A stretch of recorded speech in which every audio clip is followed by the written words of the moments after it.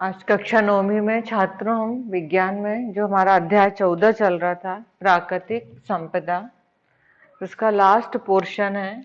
आज हम पढ़ेंगे कि ग्रीन हाउस इफेक्ट के बारे में, कि ग्रीन हाउस प्रभाव क्या होता है। आपको मालूम है कि हम जब सांस छोड़ते हैं तो कौन सी गैस छोड़ते हैं? कार्बन डाइऑक्साइड गैस हम क्या करते हैं? छोड़ते हैं। CO2, carbon dioxide. तो क्या होता है, कुछ गैसें ऐसी होती हैं जो पृथ्वी से कुछ दूर वायुमंडल के ऊपर ये इकट्ठी हो जाती हैं, और ये पृथ्वी जब सूर्य से प्रकाश की किरणें आती हैं पृथ्वी पर, ये जो पृथ्वी है, पृथ्वी पर सूर्य से जो प्रकाश आता है तो ये वायुमंडल को क्या कर देता है? गर्म। तो ये जो गैसें हैं CO2, तो ये क्या करती हैं? इस गर्मी की जब गर्म हवा ऊपर आती है तो ये CO2 क्या करती हैं? एक कंबल के समान CO2 उस गर्म हवा को और ऊपर जाने से क्या करती हैं? रोकती हैं। तो इस प्रकार पृथ्वी के आसपास का जो वातावरण है वो गर्म हो जाता है। इसी को हम बोलते हैं ग्रीन हाउस प्रभाव। तो ये कार्बन डाइऑक्साइड है, कुछ मीथेन गैस है, कुछ कभी कभी कार्बन मोनोऑक्साइड है। तो ये क्या करती हैं? गर्म वायु को एक कंबल के समान ये क्या करती हैं? रोक लेती है, और वहां का वातावरण क्या हो जाता है? गर्म हो जाता है। जैसे कि हमने पहले एक प्रयोग बताया था आपको कि कुछ पौधों को यदि हम कांच लगा दें चारों ओर, तो हम देखते हैं कि सूर्य का प्रकाश तो कांच के अंदर आता है लेकिन बाहर नहीं जाने पाता है, और इस प्रकार हम देखते हैं कि वहां का तापमान क्या हो जाता है? अधिक हो जाता है। तो जो बहुत ठंडे देश हैं, ठंडे स्थान हैं, तो वहाँ पेड़ पौधों को गर्मी प्रदान करने के लिए ऐसे ही एक एक पूरे जो गार्डन है जहाँ पेड़ पौधे, उनको चारों ओर से कांच जैसा बना दिया जाता है। उनके ऊपर इस प्रकार ये कांच जैसा घेर देते हैं। इसलिए घेर देते हैं ताकि ये जो पेड़ पौधे हैं उनको क्या मिल सके?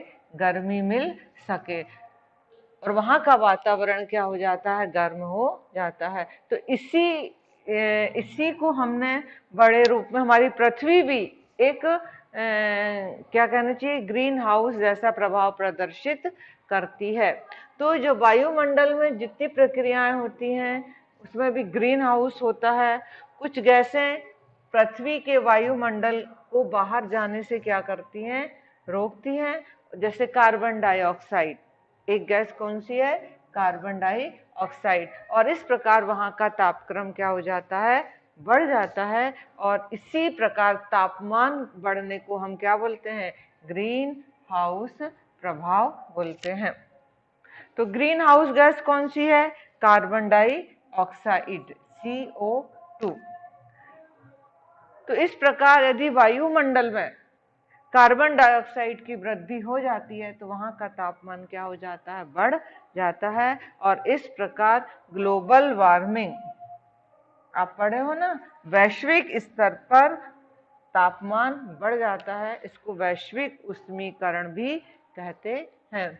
तो हमें ज्यादा कार्बन डाइऑक्साइड का उत्सर्जन भी नहीं करवाना है, क्योंकि ज्यादा कार्बन डाइऑक्साइड गैस होगी तो वायुमंडल का ताप बढ़ गया, ग्लोबल वार्मिंग की स्थिति उत्पन्न हो जाती है। अभी हमने नाइट्रोजन चक्र पढ़ा, कार्बन डाइऑक्साइड चक्र पढ़ा, आपने जल चक्र पढ़ा। आज अब हम पढ़ेंगे ऑक्सीजन के चक्र के बारे में। ऑक्सीजन को हम जो सूत्र लिखते हैं वो O2, क्योंकि ऑक्सीजन वायुमंडल में 21% पाई जाती है, और हमारे सांस लेने में जो गैस इस्तेमाल होती है वो ऑक्सीजन ही होती है। वैसे ऑक्सीजन के घटक हैं, जैसे आप देखेंगे तो पानी का सूत्र क्या है? H2O, पानी में भी ऑक्सीजन है। आप देखेंगे CO2, इसमें भी ऑक्सीजन है।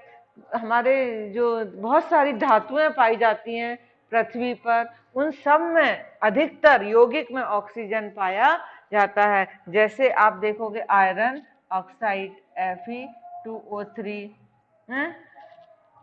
एल्यूमिनियम ऑक्साइड, कार्बोनेट, सल्फेट, आप पढ़े हो 9th में, जहाँ CO3 रहता है वो carbonate, sulphate, SO4, nitrate, NO3, ये सब मूलक हैं।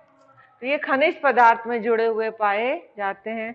हमारा जो भोजन है, कार्बोहाइड्रेट, प्रोटीन, न्यूक्लियक अम्ल, वसा, ये सब लिपिड, इसमें भी हमारे जो जैविक अणु है हमारे शरीर में, उन सब में ऑक्सीजन जुड़ा हुआ रहता है, मतलब ऑक्सीजन एक मुख्य घटक है। हम देखते हैं कि वायुमंडल में ऑक्सीजन कहाँ से आती है और कहाँ जाती है, और किस प्रकार उसका जो प्रतिशत है वो वायुमंडल में संतुलित होता है। आपको मालूम है, हम सिर्फ छोड़ते हैं तो कार्बन डाइऑक्साइड गैस, और जो ऑक्सीजन छोड़ते हैं तो वो पेड़ पौधे ही डायरेक्ट छोड़ते हैं। उनमें एक क्लोरोफिल की उपस्थिति में प्रकाश संश्लेषण की क्रिया होती है। तो अब हम एक चक्र के द्वारा समझेंगे कि किस प्रकार वायुमंडल में ऑक्सीजन आती है और किस प्रकार वापस पुनः चक्र के द्वारा एक स्थान से दूसरे स्थान पर पहुंच जाती है। तो जो ऑक्सीजन है, कुछ बैक्टीरिया हैं जो ऑक्सीजन की अनुपस्थिति में श्वसन करते हैं, और यदि उनको त्वची ऑक्सीजन ले लेते हैं तो जहरीले हो जाते हैं। तो हम देखते हैं कि नाइट्रोजन स्थिरीकरण की प्रक्रिया ऑक्सीजन की उपस्थिति में नहीं होती, मतलब नाइट्रोजन का जो स्थिरीकरण होता है वो ऑक्सीजन के एब्सेंट में होता है। ये चक्र देखिए, ये बहुत महत्वपूर्ण चक्र है। ऊपर से शुरू करते हैं हम पहले, वायुमंडलीय ऑक्सीजन O2, तो इसका उपयोग होता है श्वसन में। श्वसन मतलब सांस लेना, हम ऑक्सीजन की उपस्थिति में ही सांस लेते हैं, और जब हम सांस लेते हैं तो हमारे शरीर के अंदर उसका उपयोग होता है, भोजन का विघटन होता है और हमारे शरीर में पानी बनता है, जो कि हमारे शरीर से बाहर निकाल दिया जाता है। उसका सूत्र क्या है? H2O। और श्वसन में हम देखते हैं, हम सांस छोड़ते हैं तो कौन सी गैस छोड़ते हैं? CO2। ये जो H2O, ये प्रकाश, पेड़ पौधों का भी बता रहे हैं, ये प्रकाश संश्लेषण की क्रिया के काम आ जाती है। जो CO2 हम छोड़ते हैं, कोई भी जीव हो, श्वसन सभी में होगा, तो ये प्रकाश संश्लेषण की क्रिया में तो फिर O2 निकलती है। कौन सी गैस निकलती है? O2। और ये O2 वायुमंडल में मिल जाती है, और प्रकाश संश्लेषण की क्रिया के द्वारा हमारा भोजन निर्माण होता है। क्या होता है? भोजन का निर्माण। ये देख रहे हो आप, कार्बनिक अणु C6H12O6, इस प्रकार भोजन निर्माण होता है, और इस प्रकार ये चक्र चलता रहता है। यह है ऑक्सीजन चक्र। अब हम पढ़ेंगे ओजोन परत के बारे में। ओजोन एक गैस है, उस ओजोन का जो सूत्र होता है वो होता है O3, ओजोन। ऑक्सीजन का सूत्र क्या है? O2। ऑक्सीजन इतनी जहरीली गैस नहीं है, लेकिन ओजोन थोड़ा सा क्या है, ये थोड़ा सा विषैला होता है। और जो ओजोन है वो हमारे पृथ्वी के बहुत ऊपर वायुमंडल में पाई जाती है। और ये ओजोन क्या है, हमारे लिए एक सुरक्षा कवच भी है, क्योंकि जो सूर्य से हानिकारक विकिरण आते हैं वो ओजोन क्या करती है, उन विकिरणों को रोक लेती है और पृथ्वी की सतह पर पहुंचने से क्या करती है? रोकती है। अब हम देखते हैं कि कहीं कहीं ओजोन परत में छेद होते जा रहे हैं। इसका कारण क्या है? क्लोरोफ्लोरोकार्बन, जो जैसे ये CFC, क्लोरोफ्लोरोकार्बन, ये मानव के क्रियाकलाप, मानव द्वारा कुछ ऐसे उपकरण बनाए गए जिनमें ये क्लोरोफ्लोरो गैस निकलती, जैसे फ्रिज, AC वगैरह, या झाग वाली वस्तुओं से। तो हम देखते हैं ये जो ओजोन है ये स्थायी होते हैं और जैव प्रक्रिया द्वारा विघटित आसानी से नहीं होते हैं।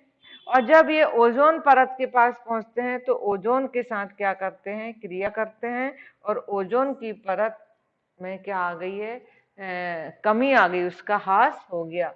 तो ओजोन हमारे लिए बहुत ही क्या है?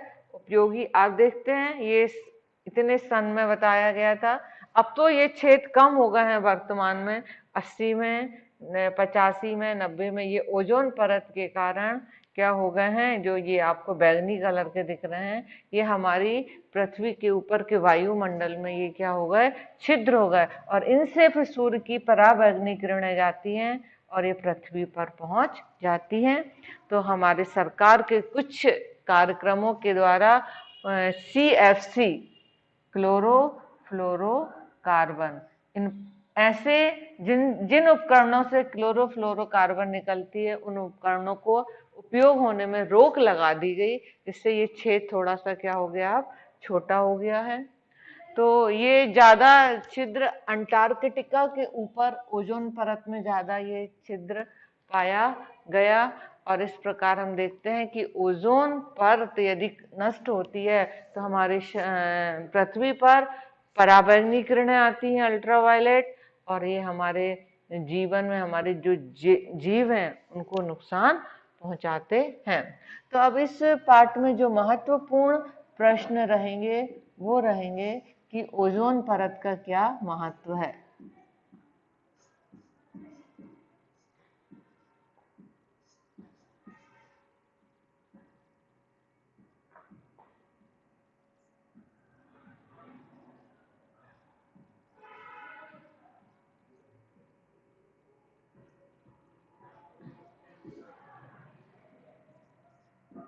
और दूसरा प्रश्न हो सकता है इसमें जो एक महत्वपूर्ण है, ग्रीन हाउस प्रभाव क्या है।